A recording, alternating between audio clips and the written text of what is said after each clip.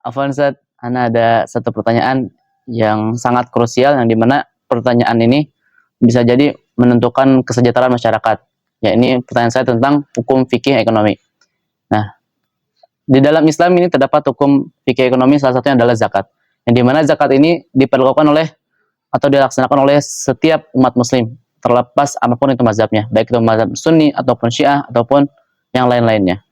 Nah, akan tetapi yang saya lihat di mazhab Syiah ini terdapat salah satu hukum atau sama seperti zakat, tetapi terdapat perbedaan dari sisi yang lainnya, ya ini adalah humus. Nah, yang saya ingin tanyakan lagi adalah apa perbedaan zakat dan humus? Kemudian apa saja yang memang harus dikeluarkan dari zakat dan humus ini? Dan kenapa di sebagian umat muslim tidak melaksanakan, tetapi hanya masyarakat Syiah saja gitu, mazhab Syiah saja yang eksis untuk melaksanakannya. Gimana sih? Hasan itu satu soal ekonomi atau fikih ekonomi yang cukup bagus. Anda berusaha menjawabnya semampu mungkin insya Allah. Bismillahirrahmanirrahim. Satu hal yang perlu kita sesalkan adalah terkait metode untuk mengentaskan kemiskinan, kefakiran yang tidak dilaksanakan dalam Islam itu sendiri adalah masalah zakat dan masalah humus. Yang sekiranya Anda pikir kalau sistem ini dari barat misalnya, dan namanya bukan zakat, bukan humus, pakai nama lain, nama keren, pasti akan dilaksanakan. Kan masalah zakat dan utamanya humus itu sangat efektif untuk mengentaskan, untuk memberantas kemiskinan, bahkan akan mengayakan masyarakat muslimin. Sayangnya ulama kita kenapa tidak serius untuk menjalankan sistem zakat dan humus ini yang tidak dimiliki oleh non-muslim. Kita sangat sedih. Kemiskinan di mana-mana, fakiran di mana-mana, keluhan macam-macam.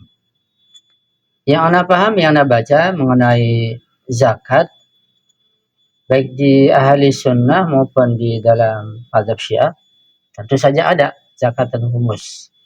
Memang ada perbedaan.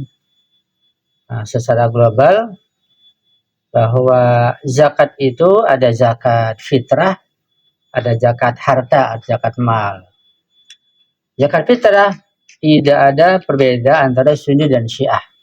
Itu kewajiban yang dikeluarkan berupa sekian liter beras atau sekian mud makanan pada menjelang akhir Ramadan. Ketika tiba awal Syawal, itu zakat fitrah. Sunni Syiah sama, nggak ada bedanya.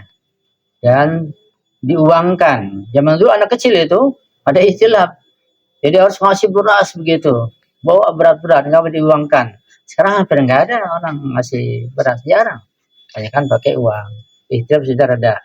Dengan berkembangnya zaman, ya ikhtilaf akan reda. Beda pendapat itu yang nggak kuat akan sirna sendiri. Seperti Imam Syafi'i ada qaul qadim, qaul jadid, pendapat lama, pendapat baru. Ketika beliau berada di Baghdad, di Irak, punya fatwa dikumpulkan. Merantau ke Mesir, ilmunya nambah. Fatwa yang lama dihapus, tinggal berapa fatwa ditetapkan, qaul jadid. Ada di Al-Um 9 jilid Anda punya. Semuanya qaul jadid, fatwa baru. Ilmunya nambah, ilmunya berubah. Mungkin kalau dia belajar terus, berubah lagi. Begitu perkembangan. Kita harus begitu, harus hati-hati dalam memberikan wawasan. Itu zakat fitrah, dikeluarkan setahun sekali. Kan berapa rupiah sih? Gitu, nggak banyak. Itu pun cukup membantu fakir miskin. Ada zakat mal, zakat harta. Itu ada berapa bagian? Misalnya berupa hewan.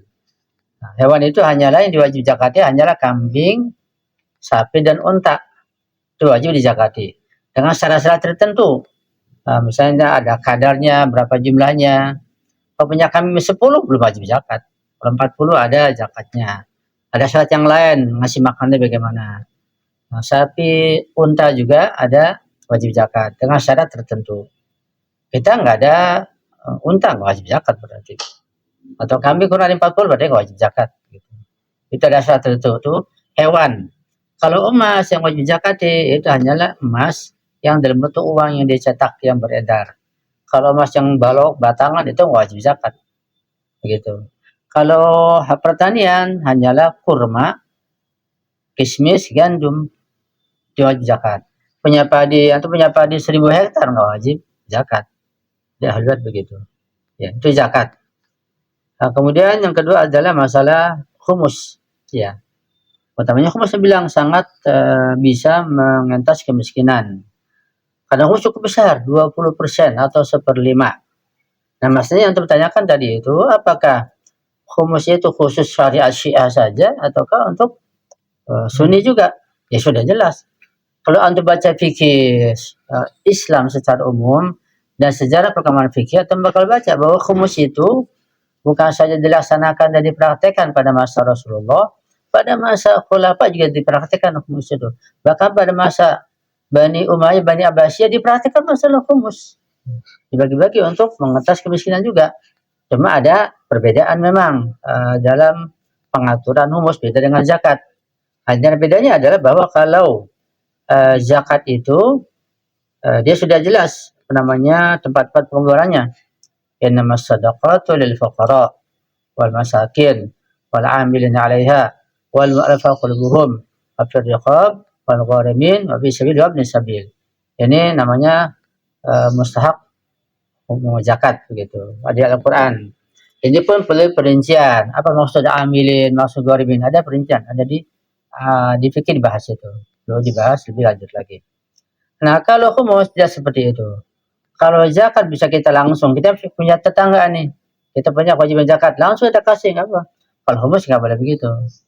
Nah, jadi humus itu dipraktekkan jauh setelah masa Rasulullah, kemudian pelan-pelan di ahli sunnah tidak dipraktekkan. Sirna. Kenapa? Nah, karena humus itu untuk mensejahterakan keluarga Nabi, zuriatur Rasul, gitu. Walaupun yang bukan zuriat akan kebagian juga. Nanti Anda jelaskan. Kejahatan daripada khalifah-khalifah Bani Umayyah dan Bani Abbasiyah. Nah, sehingga yang rugi siapa? Yang rugi semua umat Islam secara keseluruhan. Tidak terkena humus. Ada beberapa ulama datang ke ke Iran, ulama ahli sunnah dari Syria waktu itu. Mereka datang takjub melihat perkembangan tabligh pendidikan di dunia Syiah ini cukup semarak. Mereka bertanya, apakah ini dibantu oleh pemerintah? Kata mereka tidak. Kita tidak dibantu oleh pemerintah. Ini kita jalankan uang humus gitu. Jangan mereka ingin mempraktekkan humus di Syria waktu itu. Jadi ulama Syiah baik yang di Najaf, di Karbala, di Iran, di mana para ulamanya itu mereka nggak terima amplop, maka mereka mengajarkan mengasih uang. Uang dari mana? Orang kayanya ngasih humus, dikelola begitu. Bangun madrasah, bangun rumah sakit, bangun pesantren, bangun macam-macam dari uang humus. Gitu. Nah, jadi humus itu singkatnya ya, hal-hal yang tidak wajib dizakati, wajib dihumusi. Kayak tadi misalnya Anda punya emas balokan, kan nggak wajib zakat, tapi terkena humus.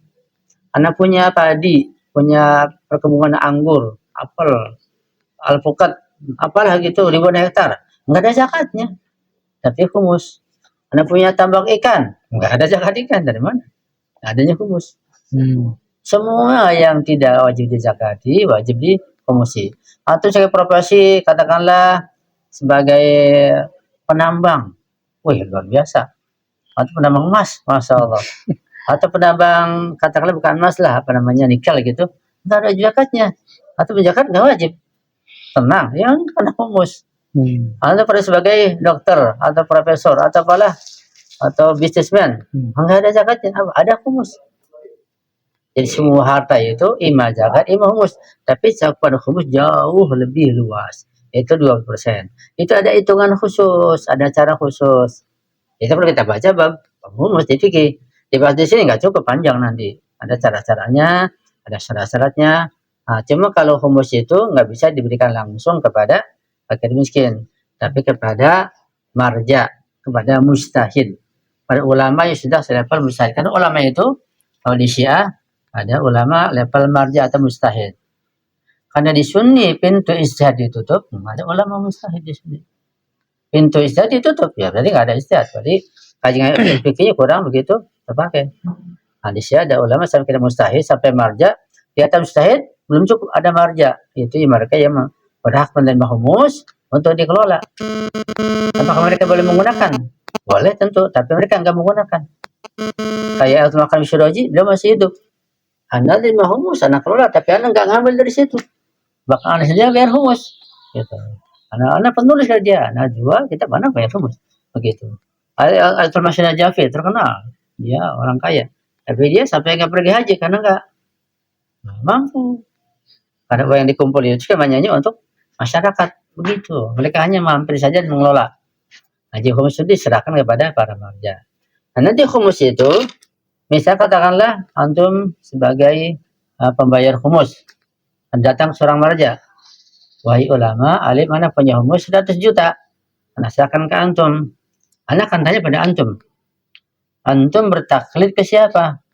Antum bilang, anak kerahbar.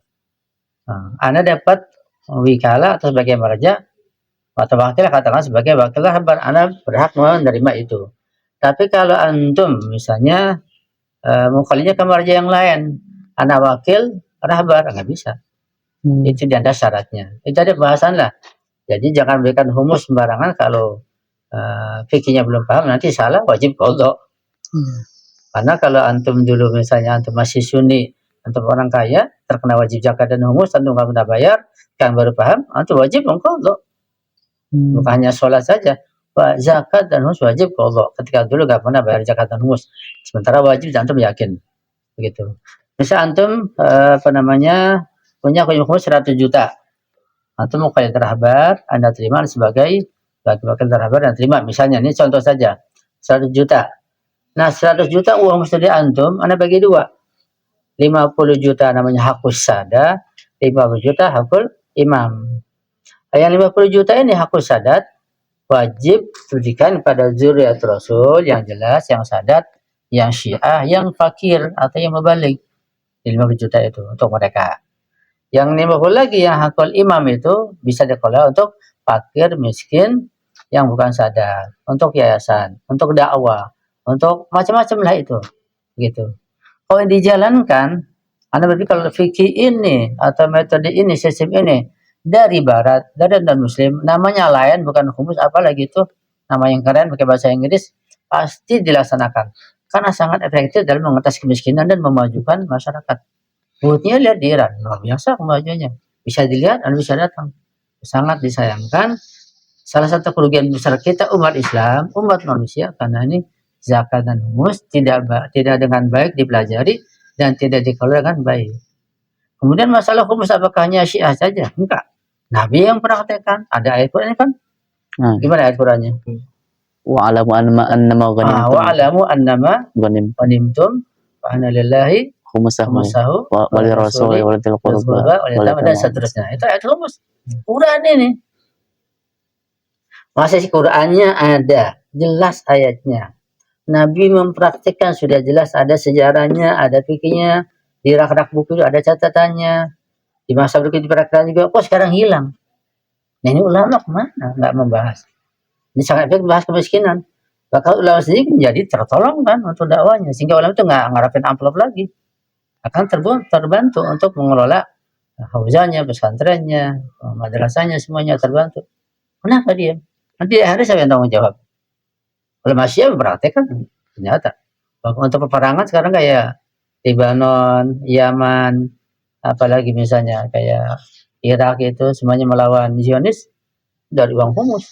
Hizbullah Lebanon itu dari mana mereka kuat? Karena mereka orang Syiah yang kerja di luar itu, mereka bayar humus ke Sadasan Nasrullah. Bayar humus, dari situ kuat. Nah Sunni, artinya mahrum sendiri, karena nggak mempraktekkan. Qurannya ada, udah mahrum di dunia, nanti akhirat bagaimana? Nauzubillah, siksa Allah. Berat. Ya harus betul-betul kita memahami asal ini. Ya. Jadi hal-hal yang tidak dijakati larinya ke humus, semuanya begitu. Untuk detailnya ya baca fikih, pelajari, diskusi begitu. Itu yang Anda pahami satu anak.